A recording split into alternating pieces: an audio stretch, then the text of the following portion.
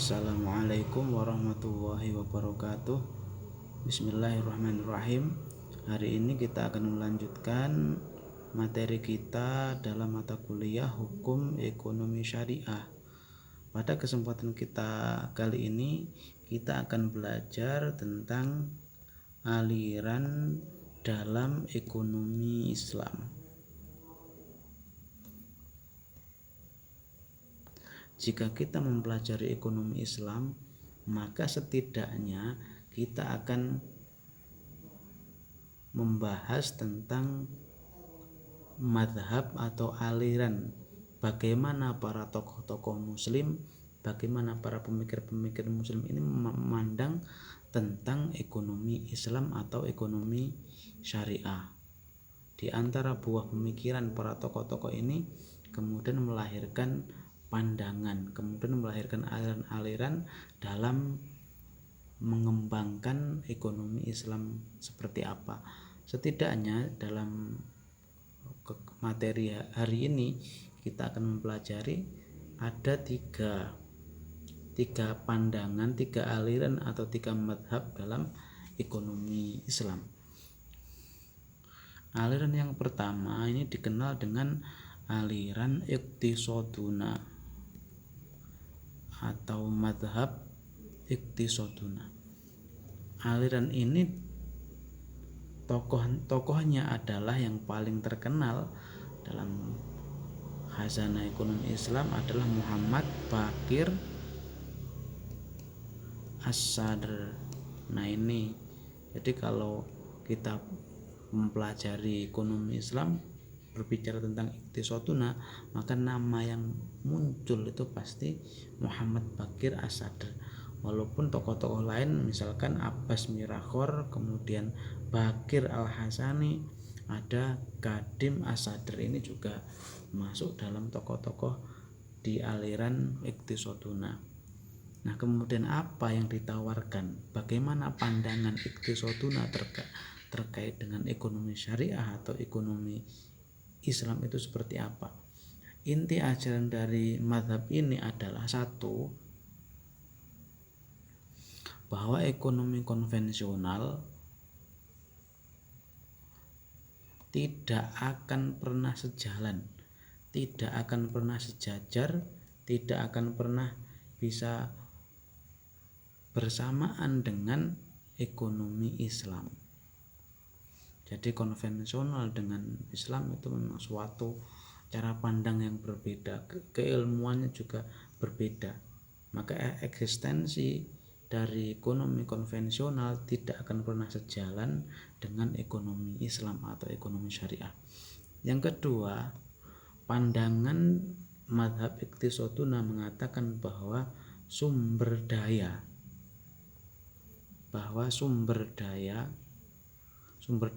atau resources, sumber daya alam atau resources ini sifatnya tidak terbatas.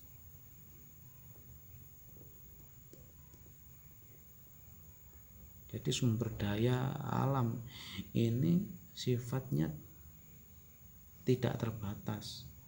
Kenapa? Karena Al-Quran mengatakan bahwa dasarnya adalah Al-Quran mengatakan bahwa Allah telah menciptakan segala sesuatu. Allah telah menciptakan apa yang ada di bumi dan seisinya ini diperuntukkan kepada manusia. Maka sumber daya itu melimpah, bukan terbatas. Hal ini tentu bertolak belakang, sangat berbeda dengan yang selama ini kita pelajari di dalam ekonomi konvensional yang mengatakan bahwa sumber daya itu sifatnya terbatas.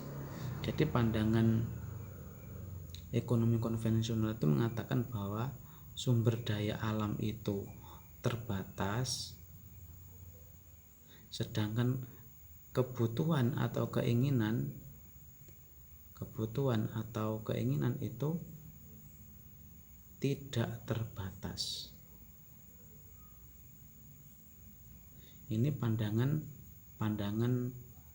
konvensional. Yang pandangan ini ditolak oleh aliran atau madhab iqtisoduna. Sumber daya alam atau resources itu bukan terbatas, karena Al-Quran mengatakan bahwa Allah telah menciptakan segala sesuatu sesuai dengan ukurannya, sesuai dengan takarannya, sudah tepat begitu. Maka sumber daya alam itu melimpah. Nah, ini juga kemudian yang ketiga, kemudian melahirkan pandangan yang ketiga, bahwa menurut pandangan iqtisoduna bahwa kebutuhan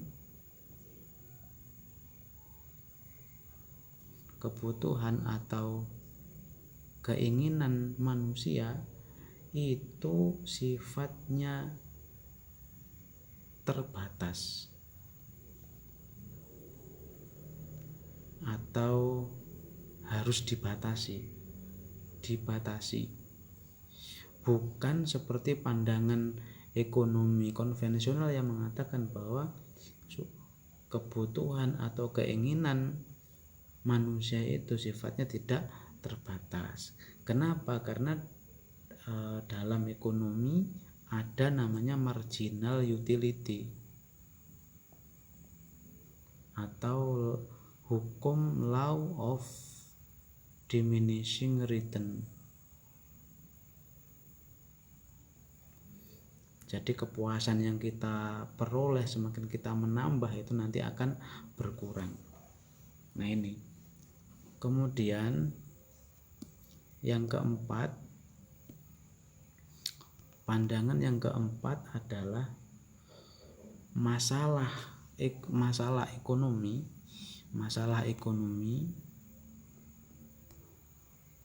menurut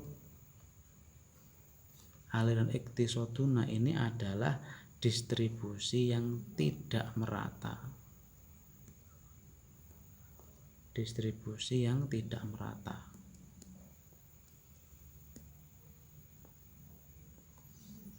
Terutama distribusi pendapatan, sehingga ketika distribusi pendapatan, distribusi kekayaan ini tidak merata, maka akan menghasilkan ketidakadilan.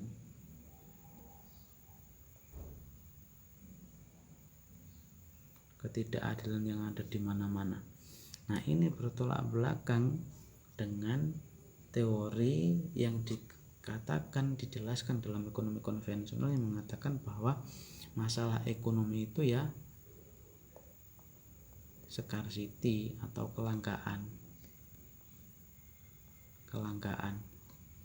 Kemudian yang kedua adalah choice atau pilihan.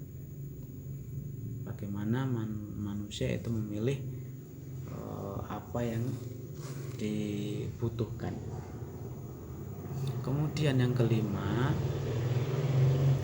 menurut madhab iqtisoduna bahwa istilah ekonomi itu tidak tepat, tidak relevan. Yang benar adalah iqtisoduna. Jadi yang benar itu bukan ekonomi, tetapi yang benar adalah iqtisoduna. Kata ekonomi itu tidak tepat. Nah, kenapa? Sebab iqtisoduna itu tidak hanya bermakna ekonomi, tetapi juga di dalamnya terdapat makna yang lebih luas tentang equilibrium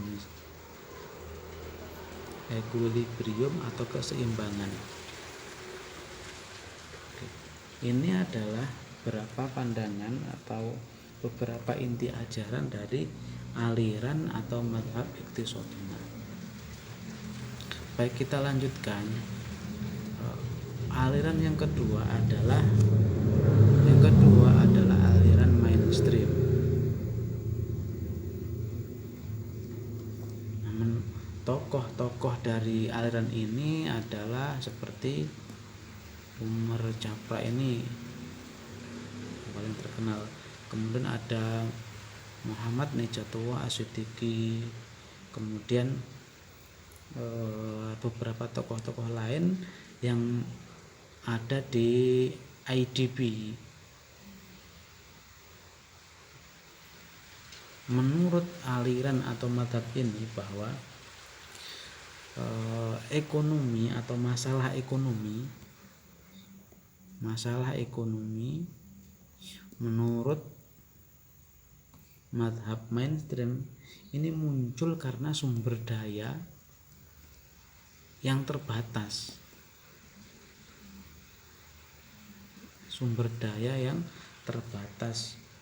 Yang dihadapkan kepada keinginan atau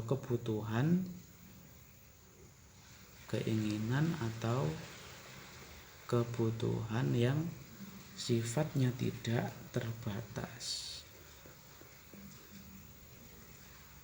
Nah, sebenarnya pandangan seperti ini sama dengan pandangan ekonomi konvensional yang mengatakan bahwa memang sumber daya itu sifatnya memang terbatas karena memang tidak semuanya bisa dieksplorasi oleh manusia. Sedangkan kebutuhan manusia ini juga kecenderungannya itu tidak terbatas.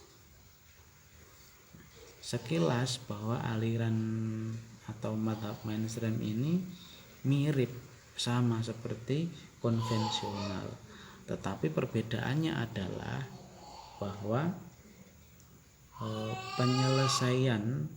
penyelesaian yang membedakan antara ekonomi konvensional dengan ekonomi Islam menurut aliran mainstream ini adalah dari segi penyelesaiannya.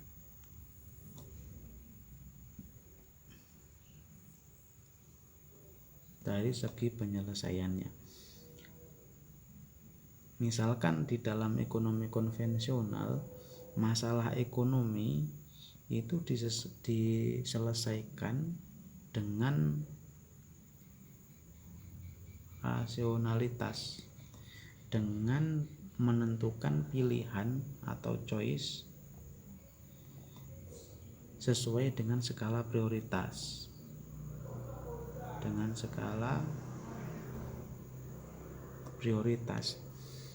Nah, ini maka kemudian penyelesaiannya ini kemudian dikembalikan kepada individu masing-masing. Nah, sedangkan dalam ekonomi Islam, maka penyelesaian dalam setiap kegiatan, setiap aktivitas ekonomi ini selalu didasarkan kepada nas, yaitu pada Al-Quran dan hadis. Jadi penyelesaian di situ.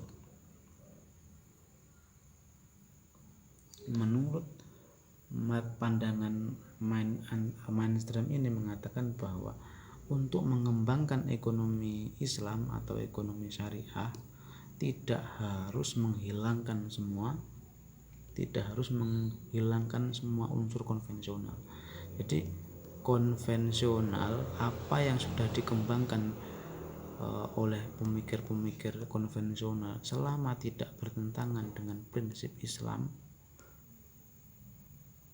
sesuai prinsip Islam, maka itu diadopsi, diambil, boleh. Ini yang kemudian dikenal dengan Islamization of knowledge, bahwa apa yang ada di konvensional, analisisnya misalkan apakah itu cocok, apakah itu baik, dan kemudian apakah tidak bertentangan dengan syariat, maka tidak ada salahnya dipakai atau diambil. Nah, mengambil manfaat atau mengambil hal-hal yang baik di yang terdahulu oleh bangsa yang non-Islam, mengambil manfaat segala sesuatu dari budaya atau dari bangsa non muslim itu sama sekali tidak dilarang. Jadi apa yang ada dalam konvensional itu dalam Islam tidak dilarang.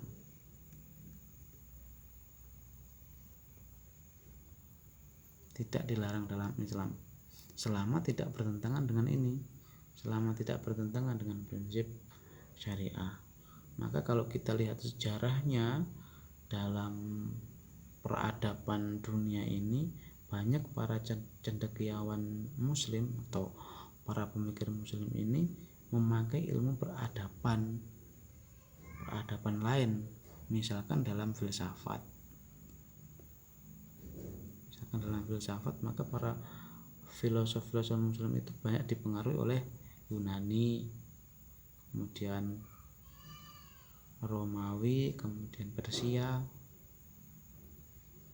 dan lain-lain. Nah, ini menunjukkan bahwa mengambil sesuatu yang baik dari ekonomi konvensional itu tidak dilarang dalam Islam. Baik, kita lanjutkan pandangan yang ketiga, yaitu mazhab alternatif. Aliran yang ketiga ini adalah alternatif kritis. Berbeda dengan dua aliran sebelumnya yang punya pandangan begitu, Iqtisoduna punya pandangan tersendiri terkait dengan ekonomi yang mengatakan bahwa tidak tepat istilah ekonomi tapi pakai iqtisoduna. Sedangkan yang kedua, mazhab mainstream mengatakan bahwa sesuai dengan konvensional, tidak apa-apa, yang penting tidak bertentangan dengan syariah. Nah, yang ketiga ini sebenarnya tidak punya pandangan secara spesifik begitu, tetapi pandangan ini berangkat dari fenomena dari kedua pandangan ini. Pelopornya tokoh dari mazhab ini adalah Timur Quran.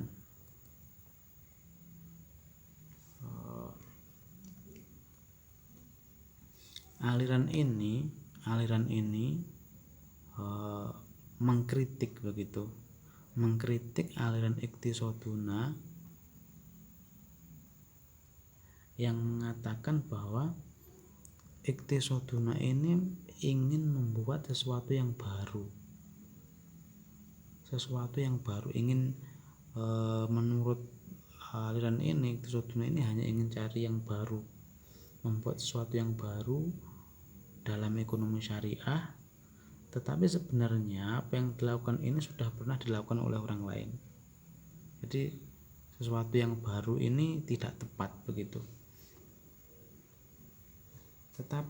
Aliran ini juga mengkritik aliran dari mazhab mainstream yang mengatakan bahwa menurut mazhab ini bahwa mainstream atau aliran mainstream ini sama saja dengan konvensional, bahkan mengatakan bahwa aliran ini hanya ciplakan dari neoklasik, dari pandangan neoklasik, hanya saja menghilangkan riba, menghilangkan riba, kemudian memasukkan zakat, infak, sedekah, dan wakaf.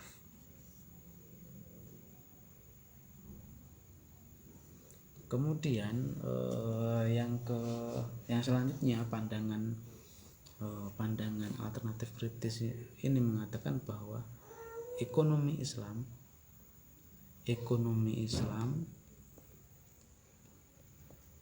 itu belum tentu benar. Ini yang menarik ya. Jadi ekonomi Islam itu belum tentu benar. Kenapa? Karena fondasi ekonomi Islam itu berdasarkan tafsiran manusia. tafsiran manusia saja atau tafsiran dari pemikir-pemikir muslim, pemikir-pemikir ekonomi Islam. Apa yang tafsiran apa? Tafsiran atas Al-Quran dan Sunnah Rasul, sehingga nilai kebenarannya masih bersifat relatif dan tidak mutlak. Qurannya benar, Sunnah Rasulnya juga benar, Qurannya benar, hadisnya juga benar. Tapi kemudian ekonomi Islam itu sebagai sebuah tafsiran dari nas, dari Al-Quran dan Sunnah, ini sifatnya masih relatif kebenarannya. Jadi bisa saja salah karena memang tafsiran manusia. Kemudian menurut pandangan alternatif kritis mengatakan bahwa ini yang menarik, bahwa teori yang diajukan oleh ekonomi Islam atau ekonomi syariah ini harus diuji kebenarannya, sebagaimana ini dilakukan oleh ekonomi konvensional. Jadi pandangan secara ilmiah begitu. Kalau ekonomi konvensional itu diuji kebenarannya, maka ekonomi Islam juga harus diuji kebenarannya. Nah, ini beberapa pandangan bagaimana kita mempelajari ekonomi Islam.